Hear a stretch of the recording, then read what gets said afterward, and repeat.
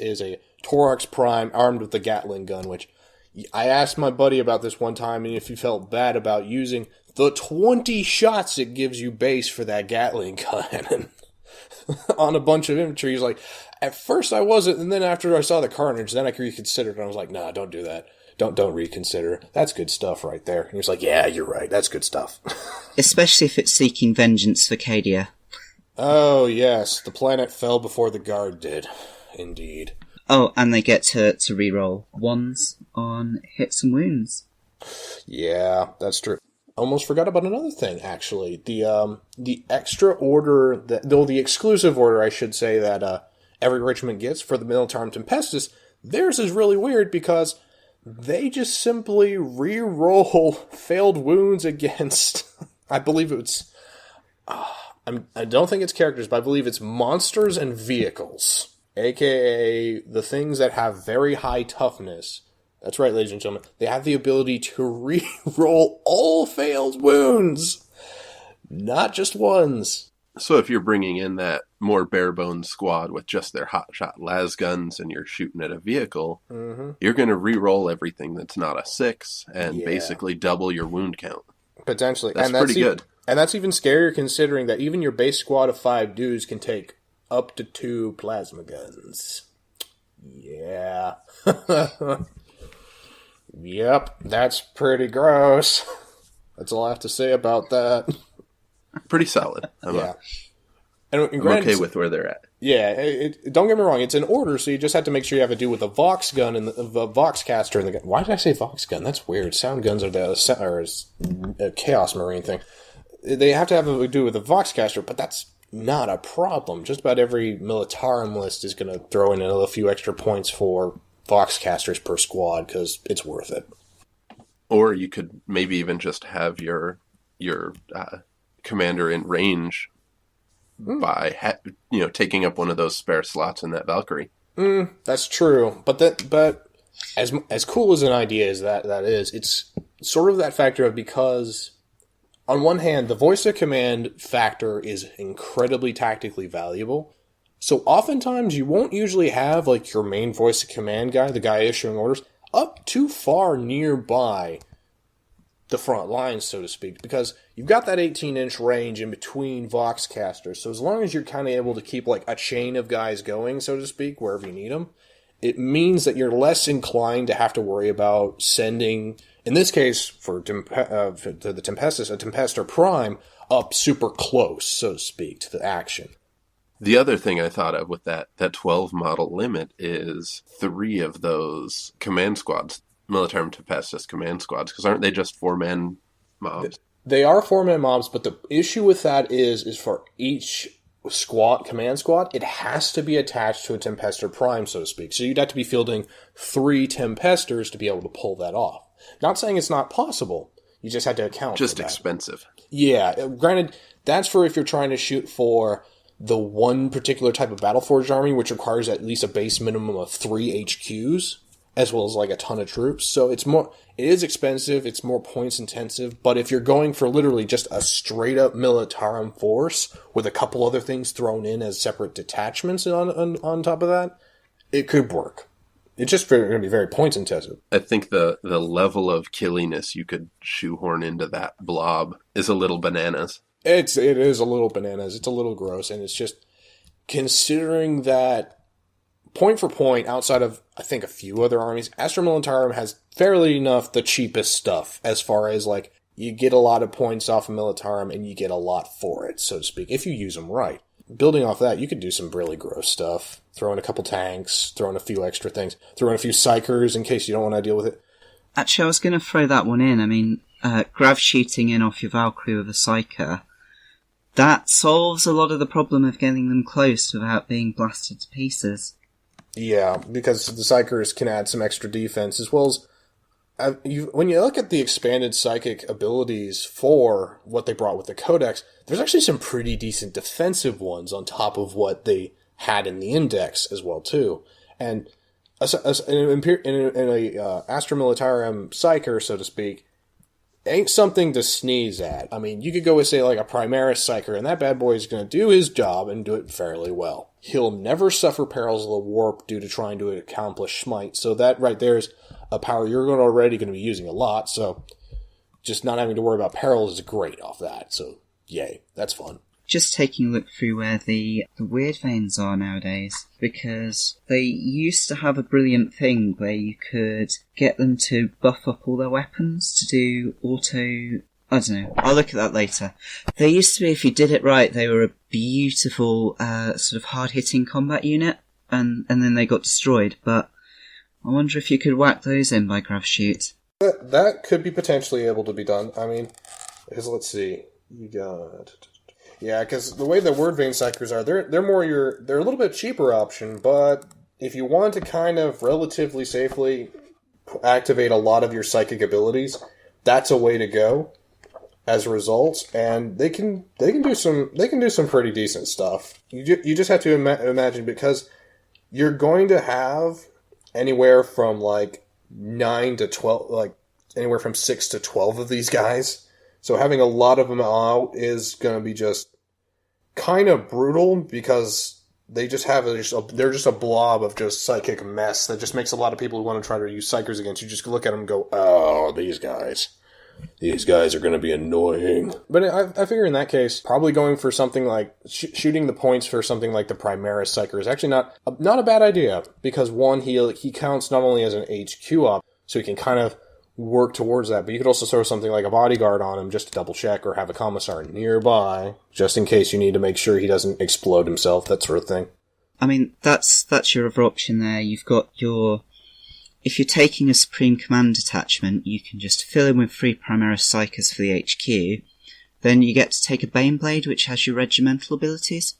Actually, there's a problem with that. Unfortunately, given the way that Militarum Tempestus work for the regiment abilities, only specifically stated Astra Militarum Tempestus models get access to it.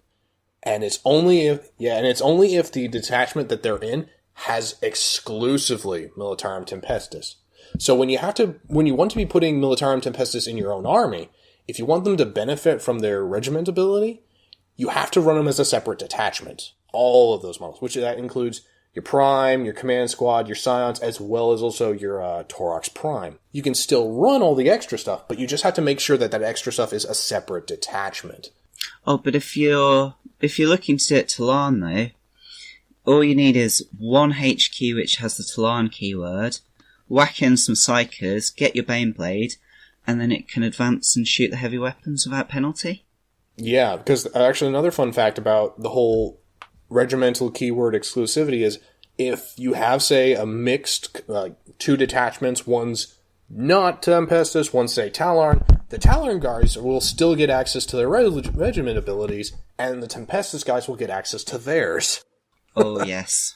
It's a factor of, you don't want to mix them too much, you just want to make sure they're separate detachments when you build your army, but as a result, you can use both. All right, what are we looking at as far as synergies? Sit or lie comfortably, quietly. Allow yourself to be here, fully, in this moment. With your eyes closed, begin to connect with your inner world of thought and feeling. Gradually, let the horseshit of the external world fade from your awareness. What are we using for either like buff bubbles or a particular stratagem or command ability that's really bringing this army to the next level? Okay, well, for me, one in particular I always kind of find funny is this is the Militarum exclusive stratagem, Superior Intelligence. This one's hilarious because it's pretty much, if your opponent's trying to do the same thing you're trying to do to them, your Tempestus guys, which I'll read off the stratagem. Use the stratagem immediately after your opponent sets up a unit that is arriving on the battlefield as reinforcements within 12 inches of one of your Militarum Tempestus infantry units. Your unit can immediately shoot at that enemy unit as if we're the shooting phase, but you must subtract 1 from all the resulting hit rolls. You take that small little downside to your ability to hit them, but they drop a bunch of dudes on the board, like, say, a couple crisis suits from orbit from, like, say, some Tau guys because they want to try to get around you, and you get the first shot off of them. And I don't need to tell you how often that's very useful. Combine that with, say, other things like a combination of, say, Night Shroud after you've, like, bolstered the guys in question with a little bit extra on the penalty on your opponent being able to try to hit you. And you guys that are now stuck in the back lines aren't, as say, left wide in the open. And what's more, anything that your opponent tries setting up to counter drop on you, so to speak, are potentially just going to get shot at. Heaven forbid if they also happen to be within half range on any of the weapons, because that's additional chances for extra shots. Hilariously enough, you can also take, say, a Tempestor Prime, and you can just really buff up his ability to issue out orders. You give him the Command Rod, which now buffs him from giving 1 order to 2 orders a turn. Okay? Then you give him the Master of Command Warlord trait, if he's your Warlord. That's an additional use of the Voice of Command. That's 3. Then you throw in a relic, the Tactical Auto Reliquary of Tiberius. It only attaches to a Militarum Tempestus model, and when using the Voice of Command, it can issue an additional order. Granted, you have to roll a dice, and on a roll of 1, the order just gets garbled. But on 2 up, that's potentially 4 orders a turn. And if you happen to have a Voxcaster nearby said Warlord, every other unit with Voxcasters is within 18 of that Voxcaster. That's a lot of orders going out to a lot of dudes, and a lot of tactics going down, which...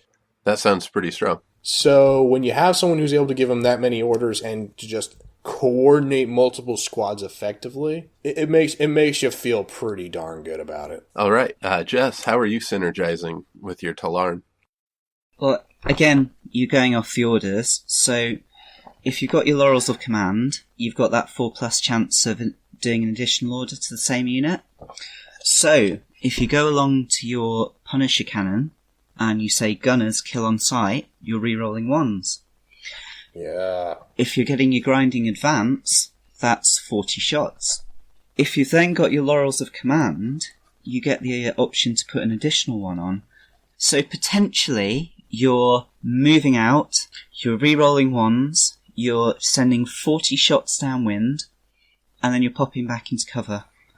And just as insurance, in case you don't get the Laurels of Command additional, you can just get your Inspired Tactics from your stratagems and your Laughing. And if anybody tries to get too close with their Tempestus and their multiple shootings and all this stuff, or if anything tries to barrel into you, you've then got your Defensive Gunners, so you're looking at 20 shots hitting on a 5+ for Overwatch. And you can call Vengeance for Cadia, which means you re-roll the 1s on the Overwatch as well. That's going to give a lot of people... I'm going to even take pause in seeing something like that, because if that goes south super quickly, that's going to be insane. Yep, and don't forget again, if you've got your Vanquishers, you've got your Augur Array to make sure you've got 1 re-roll a battle, and then you've got your basic stratagem, which is re-roll a die. Oh, yeah. You're Laughing. You've got Pinpoint Accuracy, you've got Volume of Fire, and then you've just got your standard Lehman Rusters with the battle cannons, which are nothing to be sniffed at, rolling down Laughing. Yeah. And Lord forbid if you happen to be playing against Chaos, because Vengeance for Cadia lets you reroll all failed. Yeah, take that with your turn 1 charges. And not to forget, if you're taking infantry, you're going to take your Al Rahim model, you're going to take your Claw of the Desert Tigers, so you're looking at 2 extra damage, 2 attacks extra, AP -3, send them in with some infantry who are just going to roll forwards with their plasma guns and their las guns, firing all the time, and then whacking a priest for an additional attack. Even on foot, Talarn just sound very effective. Which is great if then you fall back and use your swift attacker to go back in again. All right, gents, fall back. All right, sir. All right, now get back in there. But sir. Scratch that. Reverse it. This is tactics, you see. This is called legwork, sir. Hey, look, worked at the Battle of Hastings.